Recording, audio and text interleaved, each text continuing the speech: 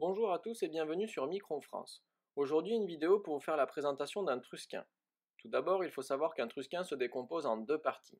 Il y a une partie fixe, composée d'une base lestée et d'une règle graduée en millimètres, et une partie mobile composée d'un coulisseau, gradué au 2/100 de millimètre, une vis de blocage pour le système de précision avec la molette de précision, et la pointe en carbure qui vous permettra de mesurer ou de tracer sur les pièces. Avant d'effectuer une mesure ou un traçage avec le trusquin, nous devons vérifier qu'il est bien étalonné. Pour ce faire, on va d'abord vérifier que vous ayez bien nettoyé le dessous du trusquin à l'aide de l'essence ou du dégraissant, ainsi que la surface du marbre et le dessous de la touche, pour éviter qu'une quelconque saleté fausse la mesure. Vérifiez que les vis du coulisseau soient bien desserrées, puis posez délicatement la touche sur le marbre. Une fois que la touche est posée, vérifiez que le 0 du coulisseau soit aligné avec le 0 de la règle. Si c'est le cas, votre trusquin est étalonné. Maintenant que nous sommes sûrs que notre trusquin est bien étalonné, nous pouvons passer à la mesure de la pièce. Notre pièce possède une cote avec une tolérance sur sa hauteur. Pour ce faire, placez la pièce bien en dessous de la touche en carbure. Vous pouvez ensuite descendre la touche en carbure au contact. Une fois le contact bien établi, serrez les vis de blocage pour être sûr de ne pas fausser la mesure lorsque vous retirez la pièce. Puis retirez délicatement la pièce.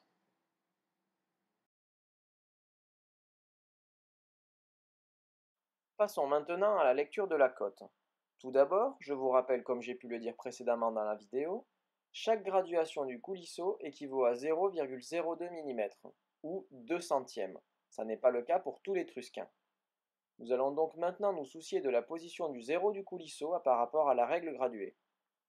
Nous pouvons constater qu'il est entre le 10 et le 11 de la règle graduée, très exactement après la 9e graduation après le 10, ce qui nous donnerait 109 mm. Voici notre chiffre avant la virgule.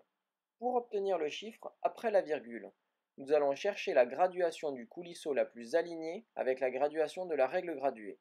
Pour moi, ce serait la 3e après le 5, ce qui nous donnerait 109,56 mm.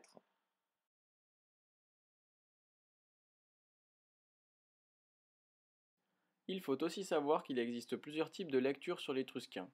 Il y a l'étrusquin digitaux, l'étrusquin à cadran et l'étrusquin à vernier dont je viens de vous faire la présentation. L'étrusquin digitaux et l'étrusquin à cadran étant plus rapides et plus simples à lire.